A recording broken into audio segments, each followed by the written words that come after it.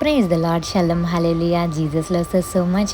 ఈరోజు పరిశుద్ధ గ్రంథం నుండి John 3rd chapter 16th verse claim చేద్దాం. God so loved the world that he gave his only son, that whoever believe in him should not perish but have an eternal life.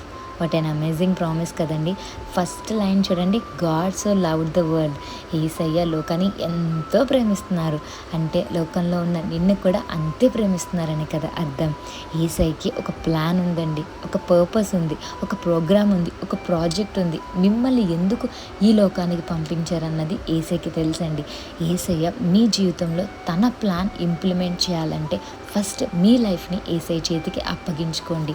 కీర్తనల గ్రంథం 16వ అధ్యాయం 5వ వచనంలో ఒక మాట ఉంటుంది, my future is in your hands. Wow, మన future యేసయ్య చేతిలో ఉందండి. మనల్ని సృష్టించిన యేసయ్య చేతిలో మన లైఫ్ ఉంది అంటే ఇంకా మనం సేఫ్ జోన్లో ఉన్నామని అర్థం. యేసయ్య మనల్ని ఎంతో ప్రేమిస్తున్నారండి. మీరు ఎవరినైనా ఇష్టపడితే వాళ్ళు మిమ్మల్ని పట్టించుకోకపోతే మీరు ఎంత ఫీల్ అవుతారు? మరి మిమ్మల్ని ఎంతో ప్రేమిస్తున్న యేసయ్యని మీరు పట్టించుకోకపోతే యేసయ్య కూడా అంతే ఫీల్ అవుతారండి. మరి మీ అవసరతలోనే యేసయ్య కావాలా? తప్పండి.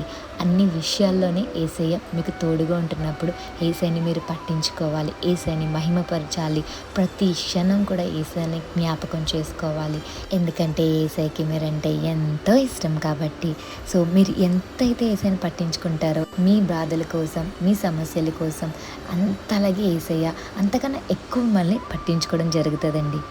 మీ హార్ట్ ఎలా అయితే సున్నితమైన హార్ట్, యేసయ్య హార్ట్ కూడా అలాగే చాలా సెన్సిటివ్ హార్ట్ అండి. సో యేసయ్యని గాయపరచొద్దు. యేసయ్య మిమ్మల్ని ఎంతో ప్రేమిస్తున్నారు. యేసయ్యని ప్రేమించండి. యేసయ్య మీ జీవితంలో కూడా గొప్ప కార్యాలు జరిగిస్తారు. ఎందుకంటే యేసయ్యకి మీరంటే ఎంతో ఇష్టం కాబట్టి. Have a blessed day in Christ Jesus. Jesus loves you so much. Amen.